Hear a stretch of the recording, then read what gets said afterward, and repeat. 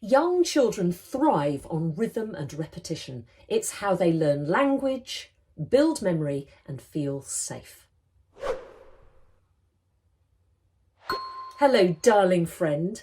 Rhythm and repetition sit at the heart of early childhood development and at the heart of storytelling for this age. And yet, their importance is often overlooked in the midst of our busy, busy lives.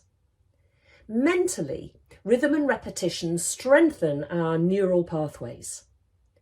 Emotionally, they bring us joy and comfort, and creatively, they give children the confidence to make up and tell their own stories. And that's why I want to speak a little about these two magical allies here today. For young children, rhythm is life. From the mother's heartbeat in the womb to the rising and the setting sun, the seasons that bring us in and out, rhythm holds babies and toddlers, shaping and moulding them as they grow. And life unfolds in patterns, doesn't it? Our breath, the songs we sing, the meals we eat, the stories we tell. And children absorb the world, not only through language and words, but also through their very being, their whole senses. And this includes the rhythms and the repetitions of their daily lives. Much research has shown us that gentle, predictable rhythms, waking, eating, playing, resting, help children to feel safe, secure and calm so that they can learn in a way that only tiny children can, taking everything in. But in our world, which is fast-paced, how do we actually do this? It's overwhelming, isn't it? And that's where storytelling can come in. That's where storytelling can be another magical ally.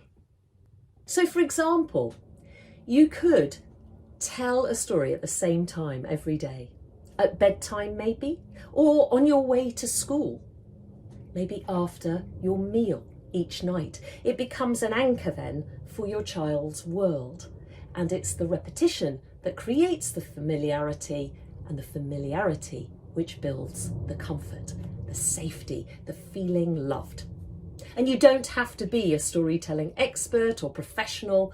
I would suggest to you just bring these three things.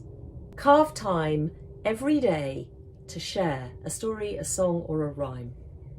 Give it your full attention with no distractions, no interruptions, and come to that moment in time with a really open, curious heart.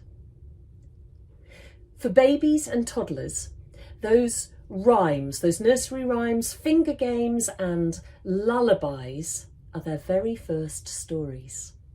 They build the memory, the language, the emotional safety.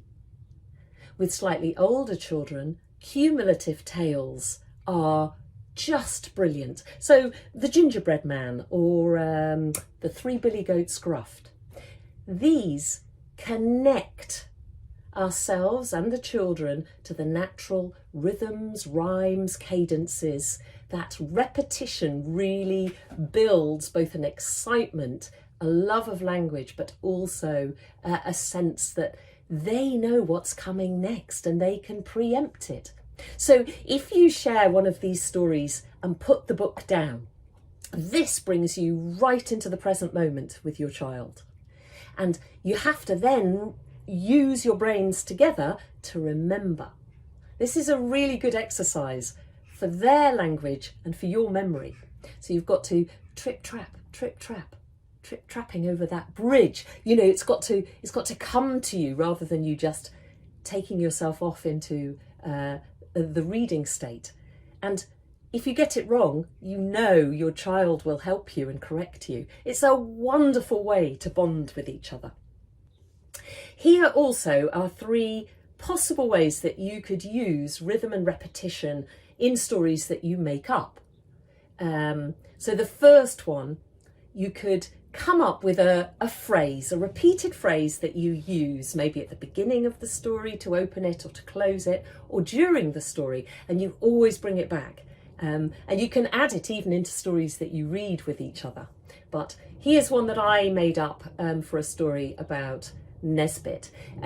It's up the snicket and down the lane, round the twist and on again, on and on and on again. And I will use that over and over again. And you can have one that just becomes so joyful for you and your children or your child. Another suggestion to make a story up is to ask your little one for a name and a place, and then get them to look around them, either in your house, if you're in the house, or the library, or the garden, wherever you are, and bring an object to you. It doesn't have to be a big object. And then start to make up a simple story. Use whatever's around you and use those three things: a name, a place, and this object.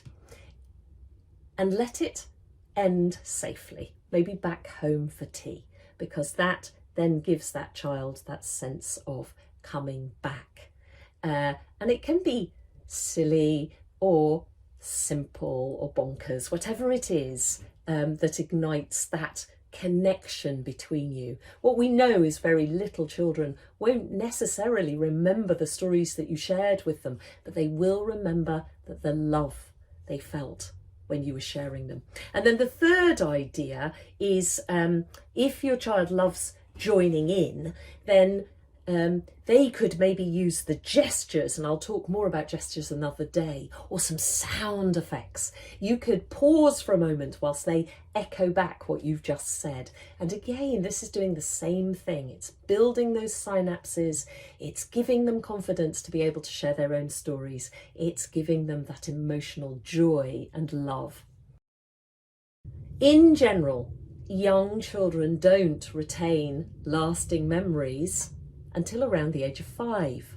So repetition is how we learn at that age, through rhythm, through the body, through joyful experiences of repetition.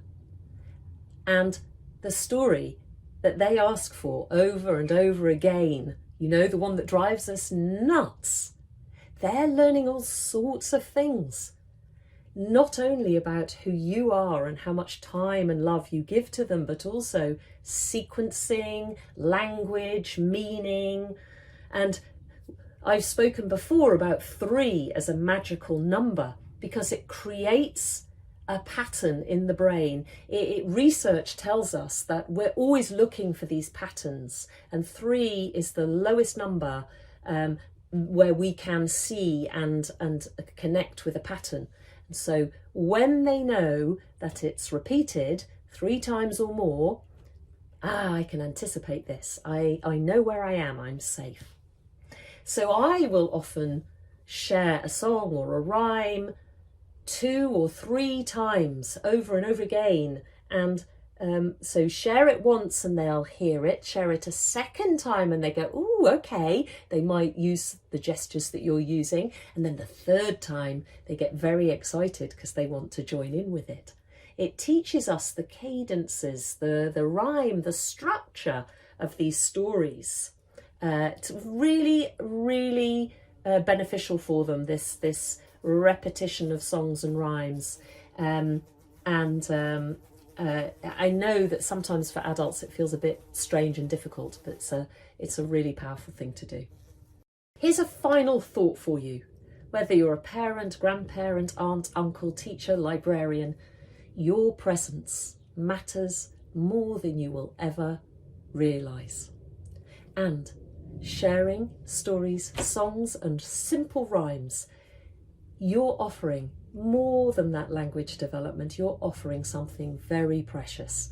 It's your love and your care so that they feel deeply connected to you. A homeopathic drop of joy in every day, not only for them, but also for you.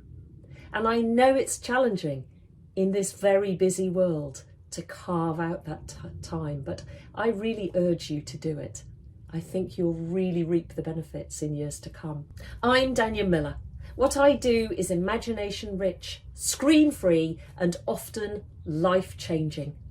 So let's unplug, reconnect, and grow curious and creative together, bringing wonder into the everyday through the power of storytelling.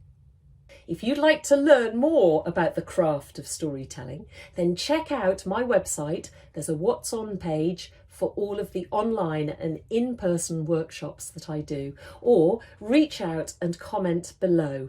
I'd love to work with you.